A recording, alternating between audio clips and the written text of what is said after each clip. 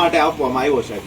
આ બે બાબતના ખુલાસા તમે મને કરો, પછી હું અહીંથી ઉભો થવાનો છું. તમને પોલીસને સારું લાગે બોલાવી લ્યો, તમને કોઈ મંત્રી સંત્રીને સારું લાગે બોલાવી લ્યો. કોઈ એવો શિક્ષક જે સરકારમાંથી પગાર લીધા કરે અને અહીંયા સ્કૂલમાં ન જાય, 3 વર્ષ સુધી પગાર એના ખાતામાં જમા થાય.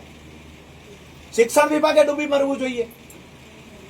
ઓરડા નથી, કોમ્યુનિટી હોલમાં 9-10 ના વિદ્યાર્થીઓ ભણે. તમારો માસ્તર માથાનો કેવો, તમને ગાંઠે નહીં. વિઝિટમાં જાય બારોટ સાહેબ, એને ગાંઠે નહીં, એનો ફોન ન ઉપાડે. ગામના લોકોએ અગાઉ પણ રજૂઆત કરી, 3 વર્ષથી આ માસ્તર અમારા ગામમાં નથી આવ્યો, છતાંય દર મહિને એનો પગાર જાય છે, એવું તો તમે સ્વીકારો છો. આ તો બિલકુલ સાહેબ નહીં હલાવી લેવાય. શિક્ષણ વિભાગની બેદરકારી અમે જોઈ છે. એક પણ જગ્યાએ પૂરા ઓરડા નથી. દુધઈ ગામની વાત કરો, મૂળી તાલુકાનો, એક પણ કાયમી શિક્ષક, એક શિક્ષક છે અને 1 થી 8 ધોરણ ભણાવે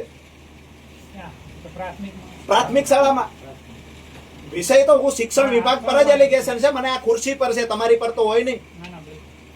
બરાબર છે, સહી તો તમે કરી છે એનો પગાર આપવા માટે. આવા તો કેટલા જિલ્લામાં શિક્ષકો હોય છે કે તમારી સહીથી એને ઘરે બેઠા બેઠા પગાર મળે છે. એ માણસ સુરેન્દ્રનગર રહે છે, ભવાનીગઢ જતો નથી. 80 થી વધુ આજુબાજુ ગામના વિદ્યાર્થીઓ આવીને ત્યાં ભણવા આવે છે. આ ભાઈએ પોતાની દીકરીને ભણવાનું બંધ કરાવી દીધું. કોઈ જાય ને રેડિયર ખાતું શું કરે? છોકરા એકલા કઈ બનાવ બને આ કે તો 1.5 કિલોમીટર મારી વાડી છે, અહીંયાથી હાલીને આવે. 1.5 કિલોમીટર હાલીને જાવો, રસ્તો છે, રસ્તો ખરાબ છે, અહીંયા જાવ ને આવો. કોઈ હોય નહીં, શિક્ષક તો છે નહીં. સાહેબ તો અહીંયા છે ને, છોકરા છોકરી ભેગા છે, કાંઈ બીનો તમારી ઉપર કોણ છે? કમિશનર સાહેબ જોડે વાત કરો. આવી ફરિયાદ લઈને આવ્યા છે, શું કરવાનું? કમિશનર સાહેબ સેટ ટાઈમ કે ટાઈમે અમે ત્યાં મળીએ.